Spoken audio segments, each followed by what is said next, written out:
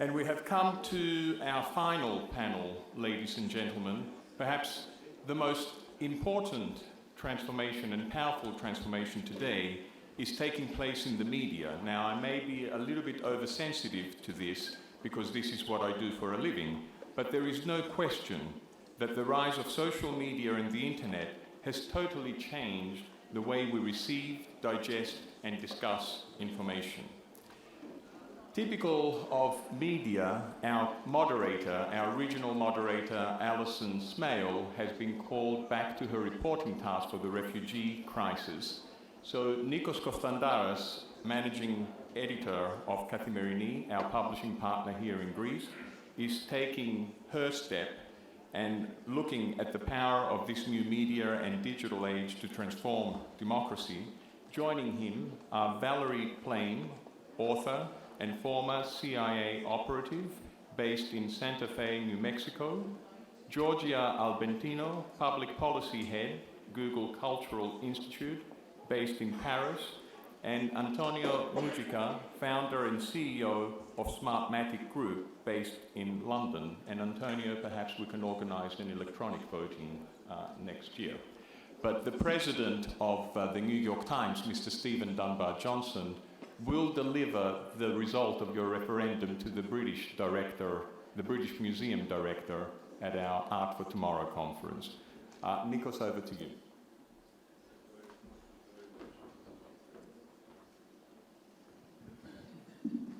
Hello, is this on? Yes. It's a great honor to be here in Alison's position.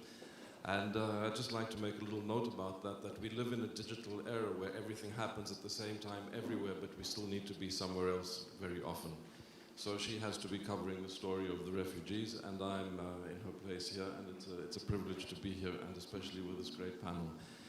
I'd like to start off with just a short little introduction on my part. I believe that humanity is in a period of great transition, which applies to the individual everywhere, and also to societies as a whole, and the individual in that society. It is also affecting societies' relations with each other, states' relations with each other, superstate relations with each other.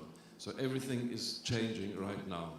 And I think that we can talk about that with this panel today, specifically because of the people who are here. I'd like to start off with Mr. Antonio Mugica, who is the founder and CEO of Smartmatic, which is a company that is involved with the building blocks of democracy. They hold digital elections, which is the way forward. Giorgia here is from the Google Cultural Institute, which has a grand plan, and that is to save the cultural heritage of the world by reproducing and keeping as much as possible in our daily lives, basically, because now we can reach everything.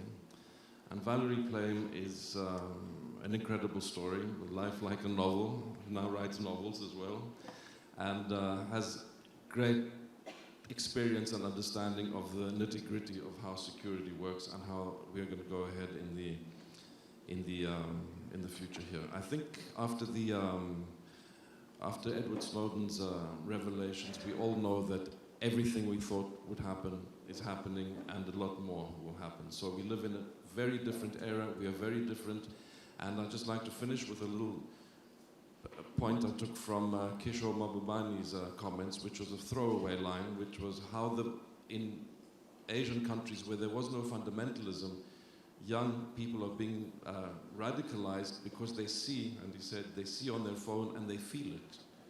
And I feel that we are actually beginning to turn into another life form, and that is the connected one through digital technology, which opens up a whole new web of relationships, a matrix of relationships, if you will, between us, but it also leaves us open to a lot of exploitation. So I'd like to start off with a positive angle here and ask Antonio to tell us about the digital era. How much more good does it have to offer us in terms of society, democracy, and building on what is good in society through these new technologies? Thank you very much, Nikos. Thank you very much, everyone. Well, I believe the advent of the information age is really a huge force for democratizing everything. I'm sure Giorgia is going to tell us a lot, for example, of the democratization of information. And of course, this has all sorts of consequences. I think something that's happening now is, because this is so new and because this is touching everyone's life, what we're seeing is that there is a significant lack of understanding. And I think there's sometimes misplaced fear on technology on some fronts, and in some other fronts, there's also excessive trust on some other technologies.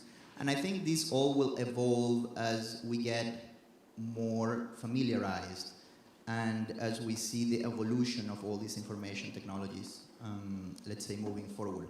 In our case, we have been developing technology to make governments more transparent and more efficient, specifically elections more transparent and more efficient.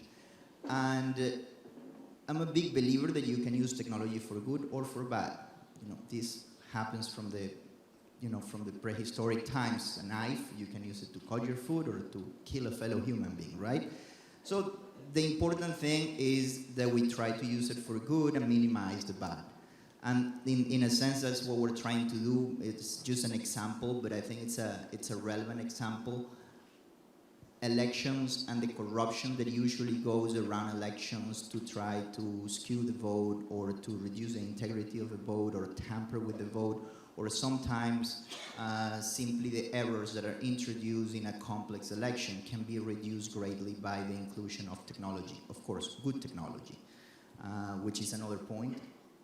There is good technology and there is bad technology. So you can have a very well-designed product that is fit for purpose, and you can have a product that is not fit for purpose, and it might produce even the opposite result, right? So I'm a big believer, of course, in technology, and just by looking at history, I'm very optimistic about the future, because technology has normally only introduced, let's say, long-term benefits, and not the opposite. Thank you. Giorgia, Google is Google. Everybody knows that it is a massive organization that has huge ambitions. Now, on the cultural front, we also understand the validity of it now in the era after Palmyra and after the damage done, in which we tend to forget in northern Iraq, which might be more important, Nimrod and Nineveh and things we might never find in the end. Everything is at risk, but isn't there also a risk in gathering everything in one spot and perhaps becoming a little bit complacent that everything that is there is everything?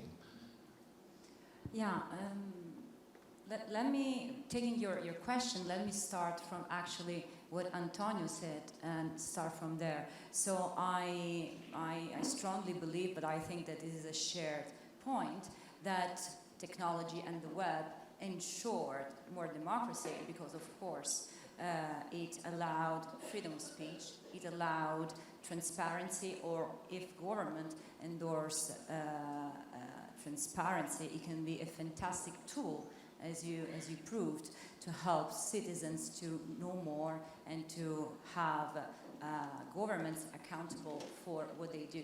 But I strongly believe, and that's why I'm working for the Cultural Institute, that there is something more that perhaps is not as discussed or well, let's say, known, that is the power of culture plus digital for democracy. And I come to your point. I believe that knowledge as well as culture can be incredible tools for democracy, because basically if people know and understand where they come from, the story, the history they come from, the diversity of culture around them, and all this kind of thing, perhaps it will be easier for them to understand where they want to go and have a more open-minded vision about themselves, of course, but also about society. So going back to what we would like to do at Google is not just to put everything online, which is good, but is the Google Cultural Institute main objective, main aim, is to have the cultural heritage that is art, history, and the most iconic places accessible online. And the point to me is that this will allow, of course, people that are not in the cultural bubble or are not in those elite, like us perhaps, that are already in touch with art, with culture, with history, to know more about it. So, of course, you will have one point where all this will come, but I think that a very positive point is that it will allow access to information, of course, but access to culture that is an incredible tool for democratization. Valerie, one of the major concerns of every state is security, and we know that there are armies working on this in every country. We also know that the great concern of the citizen is privacy and the personal protection from violations. What is happening in the real world? How does this work, and what can we expect to see? Thank you, Nico. It is a delight to be here. So Google's motto famously is "do no evil," which is admirable. But we now know, certainly with the NSA revelations from Ed Snowden of 2.5 years ago, that there's a vast world out there of collection that maybe the intent is not for the good, although we're constantly being told that it is for it's in our best interests and it's protecting us. So this notion, what I've looked at a lot is what is the appropriate balance in a healthy democracy between security and privacy. This has long been a question, but it's really come to the forefront now in the last 2 years. I don't know how it was received, those revelations so much here in Europe, but I know in the United States, as news started coming out and there was a sort of a collective shrug. You know, I'm not a terrorist. Who cares what the government is collecting on me? They're just getting my text to my boyfriend or whatever. It's fine. It's keeping us safe. And then as more and more information came out to the incredible extent and how robust, in particular what the NSA was doing, people did start to question and say, certainly historically we know that when governments collect vast amounts of information, the potential for abuse goes up significantly. And sure enough, it's always those that are creating trouble that the government tends to look at very carefully, whether it's minorities, political activists. And so that is what I'm very worried about, is the potential for abuse. And we've seen there's been some pulling back, but he's left now, the former head of NSA, General Keith Alexander. His motto was, collect it all, and it wasn't cultural, okay? And you have to ask,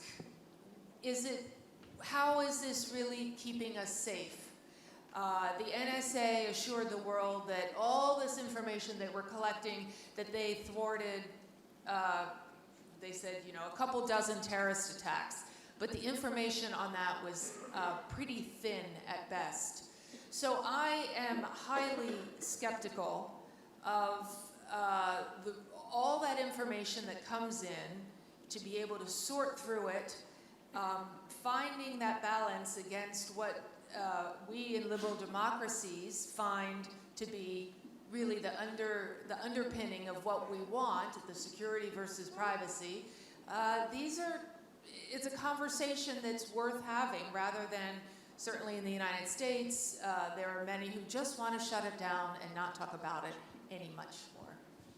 So do you feel that the watchdog bodies are not doing their job the way that you would want to see them do it? Oh, absolutely. Congress has completely abdicated their responsibility. 9/11 was traumatic, not only for the United States, but for the world. I mean, the world has changed profoundly in that time. But I would also argue that in sort of typical American fashion, we overreacted in many ways. And the pendulum swung too far. Slowly, we're seeing it come back. But for years, we lived with, you always knew what the threat level was. Everyone flying here, you had to take off your shoes and take the change out of you, all of that. We live in a completely different environment. And it's, again, I go back to the potential for abuse. There are many examples in the United States of the government already putting its nose in where it doesn't belong. So what stops it from doing? What could stop it from doing that? Is there any debate on how to improve the mechanisms that keep tabs on what the government does?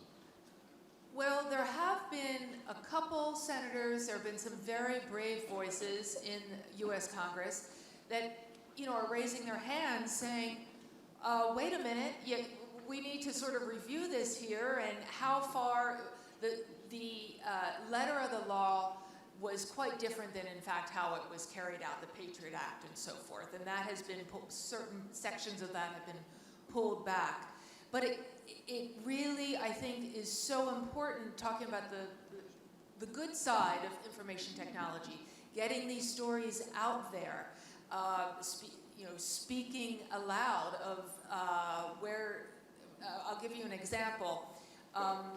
Glenn Greenwald, who was instrumental in the Snowden leaks, of course, was writing for The Guardian, and now is with another media platform. But one of his colleagues at The Guardian was writing a book about him, about this episode. This was only earlier this year. And he was writing a lot of passages on Silicon Valley and its very, very cozy relationship with the NSA, U.S. intelligence. And this didn't happen once, this happened several times. He would be writing on his laptop computer, the book, and as he was writing, the paragraph was self-deleting. Yeah, so that's like Minority Report. It's like pre-censorship. So it's very important that we have a conversation in our democracies about how much we're willing to take. If you want to be perfectly safe, move to North Korea. There's not going to be terrorist attacks in North Korea. I'm thinking, what would the ancient Athenians who came up with the idea in the first place do in this case? I think they might go back to the basics and elect by lot a small body of citizens, completely by chance, who would have oversight of what their secret services were doing. Has there been any thought of a jury system to look over these things, or is it part of the whole security complex? This is a complicated, big subject. President Obama did appoint a small, blue ribbon group, but every time there's a problem, there's always a blue ribbon group assigned to it. Nothing really comes of it. And it's the same with that. There are voices that are pushing back against this, but fear is a tremendous motivator. And we've had pretty much constant fear-mongering in the United States since the 9/11 attacks, which is not in any way to diminish their effect and so forth. But curiously, at least right now, is the U.S. presidential race is getting underway. I haven't heard any candidates speak about that yet. And there was a little bit I saw, it was on a John Oliver show, who's sort of a successor now to the late Jon Stewart. But he went out, so John Oliver went out into Times Square and was asking people about Ed Snowden, man on the street interviews. And he swore it was not edited. They were all like, well, he sold secrets was about as close as most people could kind of get to what had actually happened. And most Americans have no idea of how deeply this affects their civil liberties and how we move around in the world and how democracies, what they would look like going forward. Antonio, you're also involved in ID technologies and the protection of data and so on. And we know that at least in Europe, people are very suspicious about what happens with their personal information. In today's International New York Times, there's a report that quotes a survey done commissioned by the European Commission that finds 81% of people here in Europe feel that the governments do not protect them in terms of their privacy. Are there ways to really protect our privacy? Absolutely, and I think technologies are being developed as we speak that are going to increase privacy and that are going to increase security actually for everybody.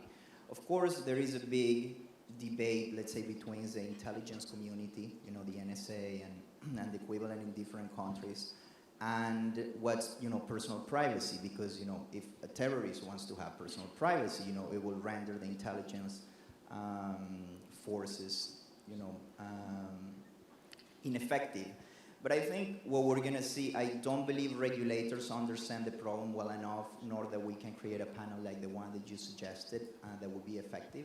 I think what's happening is, I think the power is really with citizens, or as corporations call them, consumers, because they will choose what technologies to use. And you're seeing a big change in the way even big companies like Google and Apple are providing now, let's say, better technologies and more private technologies to their customers. And I think you're going to see this increase, something in which we invest significant amounts of money every year is in technologies that increment privacy and technologies that make sure that nobody can tamper with them. And of course, there'll be a bit of an arms race there, and there'll be opposing forces.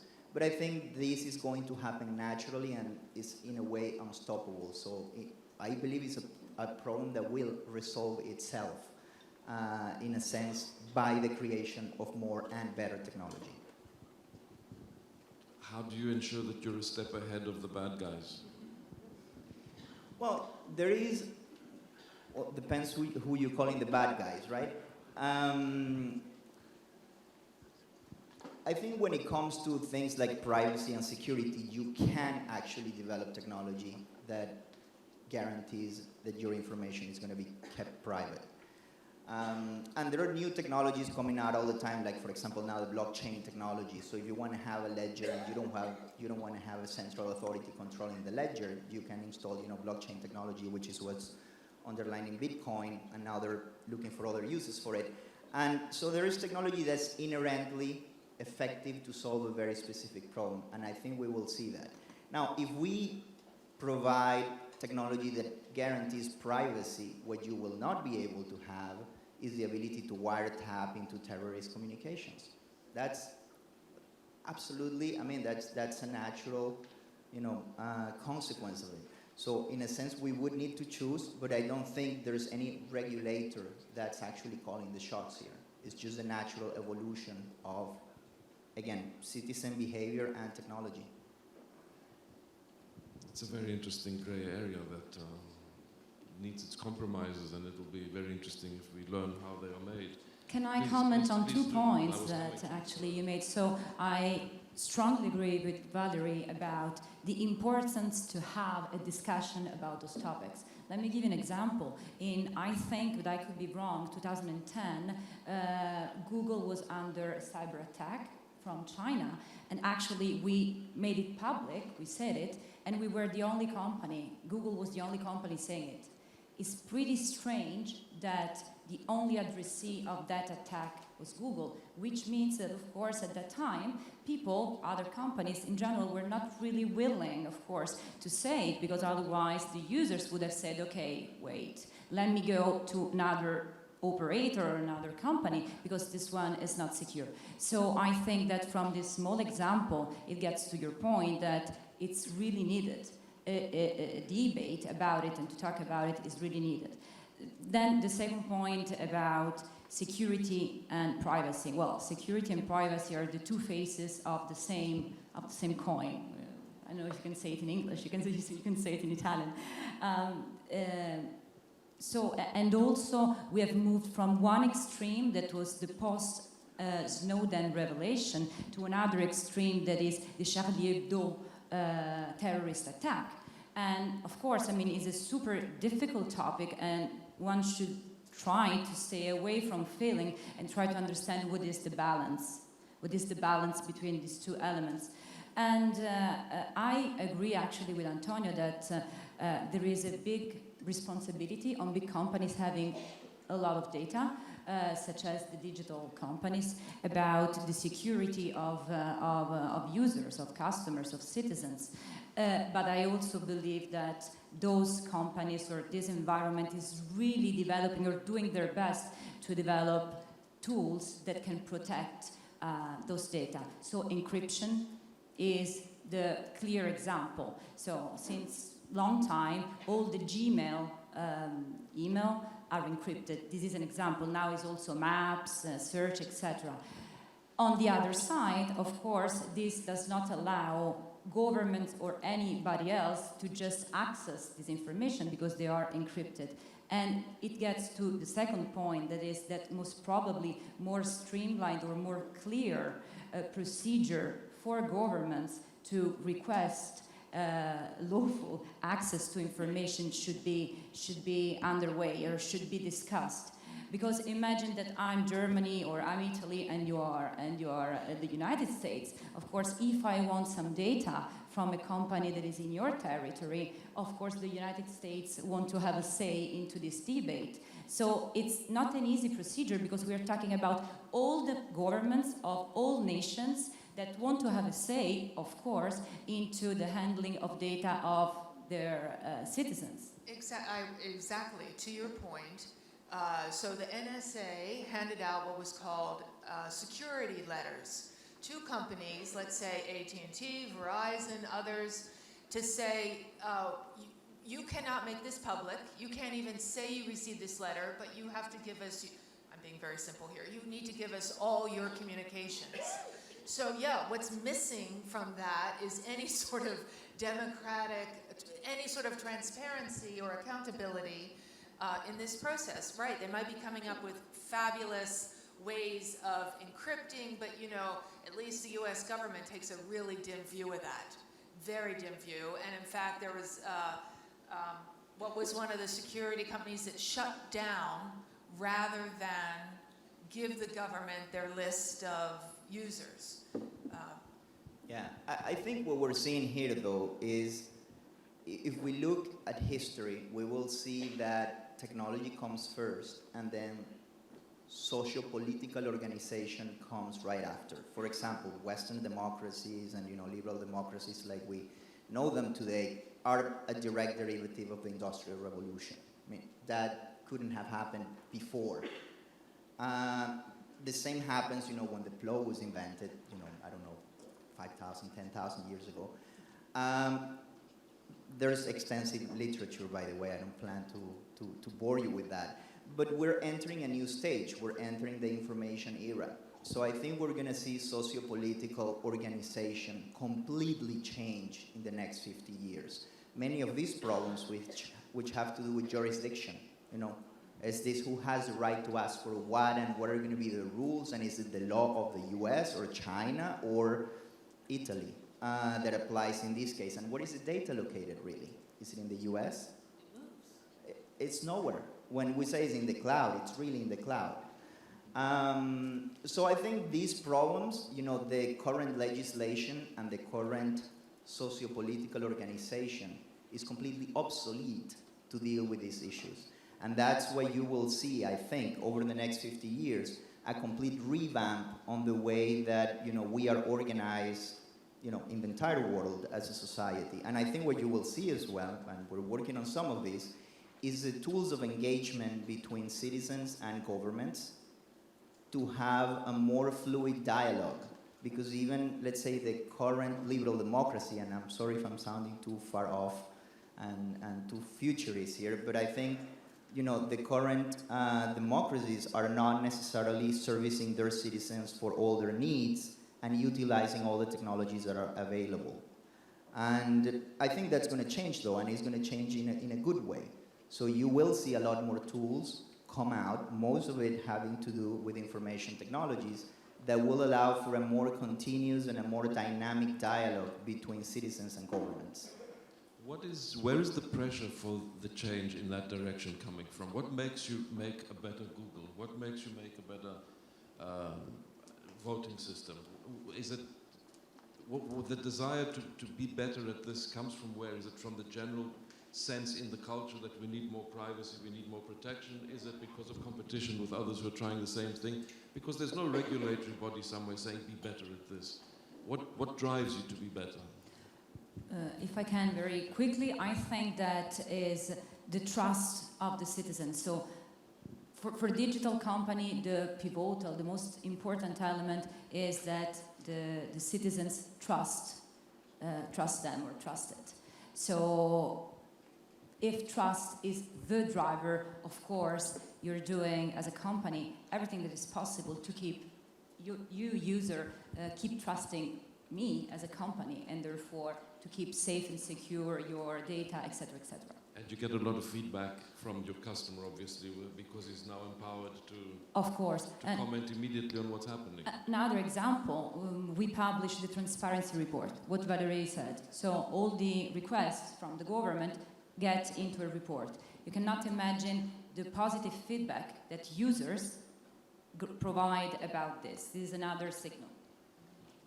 Yeah, I just wanted to add, so we're sort of at the 30,000 foot level here, pretty broad, but you're talking about how citizens using technology to make government work better. The truth is, most citizens, what you care about are there potholes on my street, the trash is not being collected, there's a house with broken windows, this sort of thing. And he's the Lieutenant Governor of California, Gavin Newsom, former mayor of San Francisco. He's really big on making government work better through technology for the governed.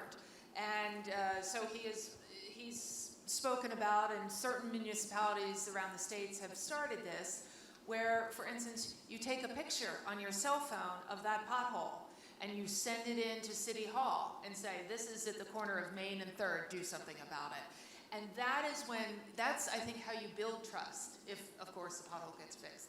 That they go, okay, information and technology is being used to make my little world a little better. Definitely, and because technology becomes so much a part of us every minute of every day, do we have any idea of where it's going? How much are we going to become part of our technology as well? I say this because we've seen things like Google Glasses, we see prosthetic limbs, we see medical devices. It's not far off before we have memory enhancement, for example, or something. I would be the first in line for that. But we are opening ourselves up to a lot more contact with the rest of the world without the necessary anti-contamination devices. So is there a debate going on about that as well, about how we function as individuals now in this broad planet? The wired people. Yeah, that's more for Google. They have one of the best R&D efforts in the world, I think. And actually, a couple of their technologies we will see rather soon, like self-driving cars. And the one I'm actually rooting for is life extension with Calico, which is technology, but now biotech, right? Look, I think clearly there are some bets that are being placed on things like, driverless cars and electric cars, big with Tesla, and of course, there's a lot of artificial intelligence going on to, conduct a lot of interesting tasks. And as a platform for visualization, I think basically all of Silicon Valley is betting on virtual reality happening somewhat soon. If you've never tried a virtual reality set, I suggest you do try it. It's extremely impressive. And of course, with those new technologies, there will come new things to worry about as well, right? But that's the case for technology since we invented the knife, who knows, how long ago. So I think, those are all things that we're going to see. I believe that the net effect has tended to be positive. That's why humanity is more enlightened and better today than 2,000 or 5,000 years ago. That's why you don't die out of a caries in your tooth, of a cavity in your tooth today, but you could die out of a cavity in your tooth 2,000 years ago, even if you were the king and the richest person. So I think technology has a net positive effect, and I think a lot of people, a lot of talented engineers, and a lot of, let's say, like-minded people are actually trying to develop these technologies that in most cases are created with the intention of doing good. There might be some exceptions, like weaponry, of course, but that's a very positive note. I'd like to add a very negative note. Technology is the new weapon, it's the new way of living. Can a democracy that has even the minimum accountability deal with the challenges of a world in which not every country is a democracy and is not as accountable for the way it wages digital warfare? We've seen the first skirmishes of this. It could develop much, much further. Is there something that needs to be done so that we can protect ourselves? Is it, I'm rambling, perhaps we need little militias of people who are at home but ready to jump to the defense of some mechanism when necessary, to be trained, citizens trained the way they used to be trained in the militia, to deal with issues like this. I know it's a crazy question, but I wanted to Are you talking cyber warfare, hacking? Cyber warfare, hacking, and the fact that every one of us has a very powerful computer in his hand from now on. Rather than sitting there, is there some way of being prepared for these kind of attacks? Thank you. Let me start with an example, and of course this is a general point. Terrorism and the use of video by the young people to really, and social media to really understand how to be part of a terrorist group, etc.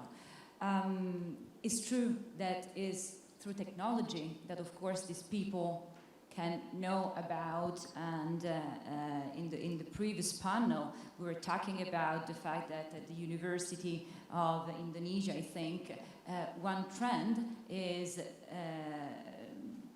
coming through social media. But another example is that nowadays through social media there are a lot of young people that are basically sending messages against terrorism and against extremism. So today, if you type jihad in YouTube, you will have a lot of counter speech, what we call counter speech.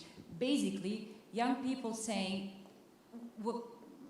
providing, let's say, positive messages. So I don't know if this is an answer to your question, but in general terms, and again here we are very, very high level, but the web allow people that jump on a mountain and scream bad things, allow other people to jump on another mountain and scream good things. Then your question is a little bit more difficult because it's more precise, and I don't have an answer to that. But definitely this is a phenomenon that you see and is allowed by digital. That you're absolutely right, but I think of the hacking that we've seen over just the last year. In the United States, allegedly the Chinese has just hacked something called OPM, Office of Personnel Management, 24 million records of those that have applied for federal jobs. It is a huge intelligence nightmare. The worst problem is that those in the government that should be responding, we don't have the expertise.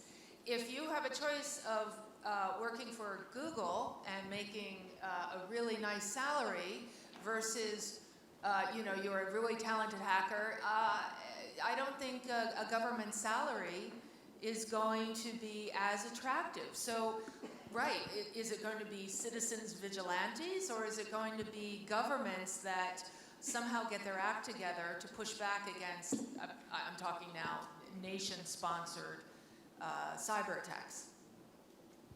Thank you. I am told we have time for one question, so I don't know how we will judge the.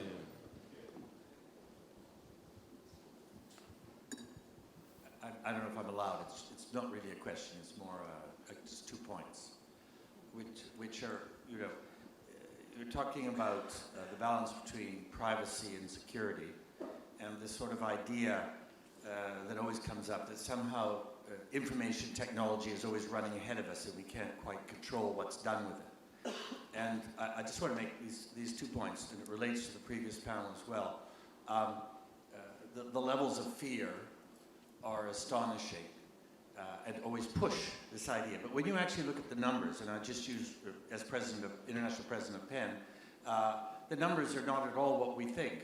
Of the over 200 writers, journalists killed every year, about 170 of them are killed by Western democracies or their allies, by governments, corporations, and organized crime, usually working together, Mexico, China, Vietnam, Russia, Honduras, and so on. A very small percentage are killed by Islamic or other religious extremists. So the whole idea that we have to give up large parts of our freedom of expression and citizens' rights because there's this wave coming over us doesn't show up in the numbers. And of the sort of 800 to 900 writers and journalists in prison today, what I would say, if it's 900, about 800 of them are not in prison because of any form of religious extremism. So the fear is not related to the reality. The second thing is that we have laws, we have charters of rights, we have bills of rights, we have international laws. These are perfectly applicable. The reason that Mr. Snowden is not in prison today in the United States is because he's a physical person who dealt with technology and is in Russia. Had he been in the United States, he'd be on trial.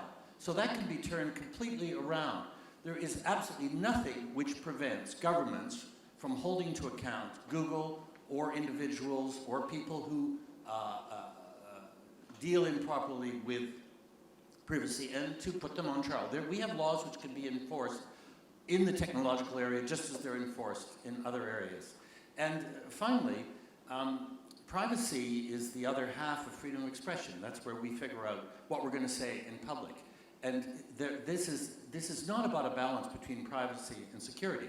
It's about a balance between freedom of expression and democracy and fear. And having this idea that technology is not controllable is simply not accurate. We're perfectly capable in responsible democracies of controlling as much as we want.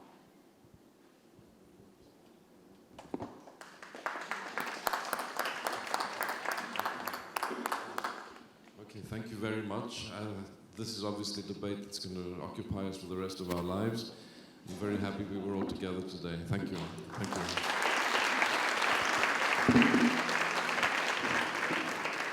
Thank you, Nikos. Thank you, Giorgia, Valerie, and Antonio. And thank you, ladies and gentlemen, on behalf of our president, New York Times International, Stephen Dunbar-Johnson, on behalf of Annika Saville, the executive head of United Nations Democracy Fund, we would like to thank you all. We would like to thank our speakers, our sponsors, our headline sponsors in particular, Google and Konstandaras. But of course, thank you for your participation. And I would like to leave you with some thoughts from today, things that I have seen on Twitterland, things that our speakers have said. So Madame Clarkson said, the current refugee crisis is challenging our humanity in a stark and urgent way. And then Eric Lee, if you want to sell democracy, you've got to make it work. You've got to fix it. On the other hand, Paul Krugman warned us that Europe is a region of more extremes and is becoming increasingly undemocratic in terms of how they are running the process. And then we went to an ex-CIA agent by the name of Valerie Plame, who urged us to all move to North Korea if we wanted to be completely safe. But Benny Tai is the last quote I'm going to give. He did say that we want freedoms and rights and the right to elect our leaders. This is what Athens Democracy Forum is all about, ladies and gentlemen. Thank you for being here. Please join us for lunch. Please join us, those that have registered, at the Stoa Vatalos at the Ancient Agora later this evening. For those that are going, sorry, a bit of housekeeping here. The buses leave from here to Grand Bretagne at 2:30 or 2:40. And then this evening, our speakers at 5:15 and our delegates at 5:30. Please enjoy the lunch, and for those who are staying here, we are right next door to Parco Eleftherias, the Freedom Park, and there is a superb children's exhibition on democracy, because that's really where democracy starts. Thank you very much, ladies and gentlemen.